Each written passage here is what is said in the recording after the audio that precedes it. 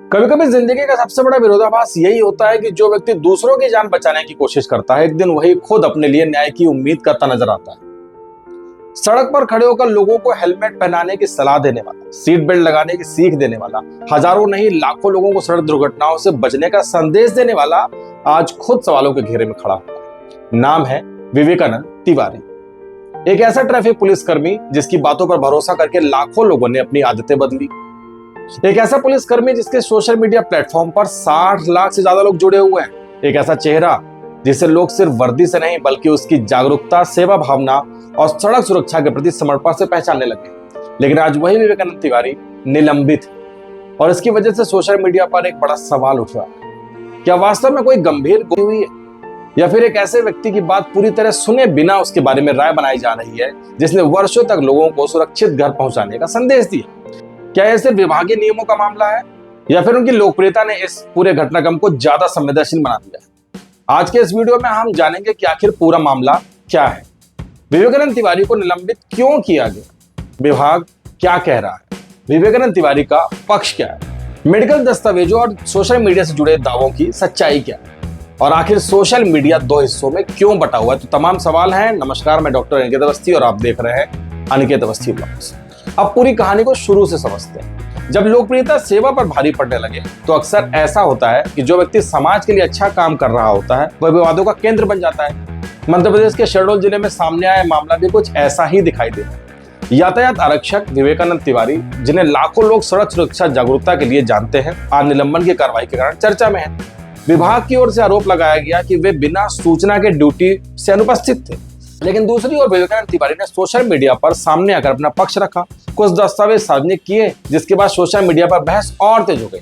अब जानते हैं कि विवेकानंद तिवारी क्या कहते हैं। उनके अनुसार पिछले लगभग कुछ महीनों से वे लगातार सड़क दुर्घटनाओं के दर्दनाक मामले को देख रहे थे। घायल लोगों की स्थिति, मौत और पीड़ित परिवारों का दर्द उनके मानसिक स्वास्थ्य पर गहरा असर डाल रहा था। उनका कहना है कि धीरे धीरे उन्हें घबराहट, बेचैनी और अनिद्रा जैसी समस्याएं होने लगी। स्थिति इतनी गंभीर हो गई कि कई दिनों तक वो ठीक से सो नहीं पाए। विवेकानंद तिवारी का दावा है कि उन्होंने अपने वरिष्ठ अधिकारियों को मोबाइल के माध्यम से सूचित किया कि उनकी तबीयत ठीक नहीं है और वो मेडिकल कॉलेज जा रहे हैं। उनके अनुसार मेडिकल कॉलेज में मनोचिकित्सक द्वारा उनका परीक्षण किया गया और उन्हें दवाई दी गई। यहाँ एक महत्वपूर्ण तथ्य सामने आता है।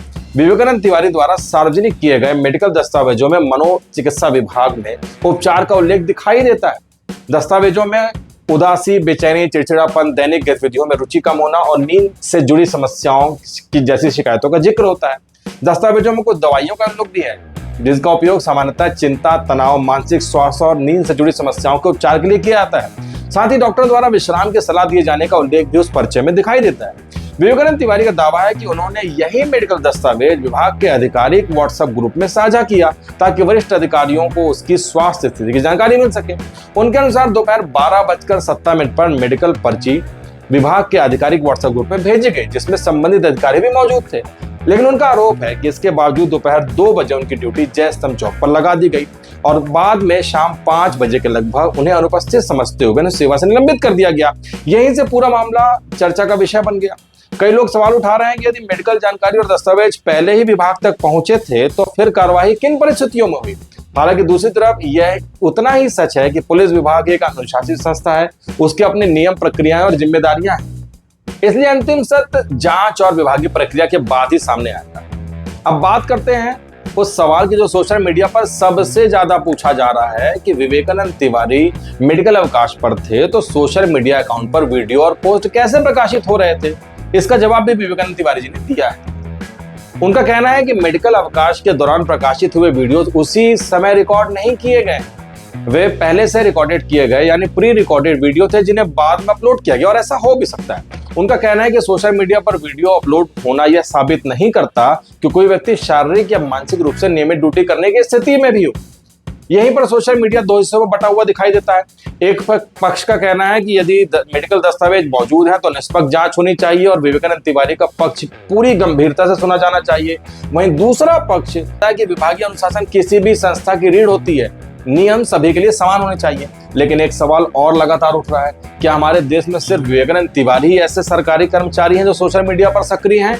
आज कई IAS, IPS अधिकारी, कलेक्टर, SP, पुलिसकर्मी सोशल मीडिया के माध्यम से जनता से संवाद करते हैं, कई लोग सरकारी योजनाओं का प्रचार करते हैं, कई लोग कानून और नियमों की जानकारी देते हैं। तो क्या विवेकानंद तिवारी का मामला इसलिए ज्यादा चर्चा में है क्योंकि उनकी लोकप्रियता लाखों तक पहुंच चुकी है? क्या 60 लाख से ज्यादा लोगों तक पहुंचने वाला एक पुलिसकर्मी विभाग के भीतर ज्यादा संवेदनशीलता का विषय बन गया है? यह सवाल इस समय सोशल मीडिया पर लगातार पूछा जा रहा है। हालांकि निष्पक्षता की मांग का अर्थ यह बिल्कुल नहीं है कि विभाग नियमों को नजरअंदाज करके काम करे। नियम सभी के लिए समान होने चाहिए। लेकिन यदि किसी व्यक्ति ने स्वास्थ्य संबंधी परेशानी की सूचना दी, मेडिकल उपचार लिया और उसके समर्थन में दस्तावेज भी उपलब्ध कराए, तो उसके पक्ष की भी पूरी गंभीरता और संवेदनशीलता से सुनवाई होनी चाहिए। विवेकानंद तिवारी वर्षों से सड़क पर खड़े होकर लोगों को सुरक्षित घर पहुंचाने का संदेश देते रहे। उन्होंने सोशल मीडिया को सड़क सुरक्षा जागरूकता का माध्यम बनाया और लाखों लोगों तक संदेश पहुंचाया। आज जब वे स्वयं अपने साथ अन्याय होने का दावा कर रहे हैं, तो उनकी बात को भी निष्पक्ष रूप से सुना जाना चाहिए। साथ ही विभाग का पक्ष और विभागीय प्रक्रिया भी उतनी ही महत्वपूर्ण है। अंतिम सत्य जांच और आधिकारिक प्रक्रिया के बाद ही स्पष्ट होगा। लेकिन सवाल अब सिर्फ विवेकानंद तिवारी का नहीं है। सवाल यह भी है कि क्या मानसिक स्वास्थ्य को भी उतनी ही गंभीरता से लिया जाना चाहिए जितना कि शारीरिक स्वास्थ्य को प्राथमिकता मिलती है? क्या समाज को जागरूक करने वाले लोगों की बात सुनी जानी चाहिए? और क्या हर व्यक्ति, चाहे वह आम नागरिक हो या लाखों लोगों द्वारा पसंद किया जाने वाला कोई चेहरा, निष्पक्ष सुनवाई का हकदार है? अब फैसला आपका है। क्या आपको लगता है कि इस मामले की निष्पक्ष जांच होनी चाहिए? क्या मानसिक स्वास्थ्य से जुड़े मामलों को अधिक संवेदनशीलता से देखने की जरूरत है? क्या हर व्यक्ति को निष्पक्ष सुनवाई का अधिकार मिलना चाहिए? कमेंट में अपनी राय जरूर बताएं।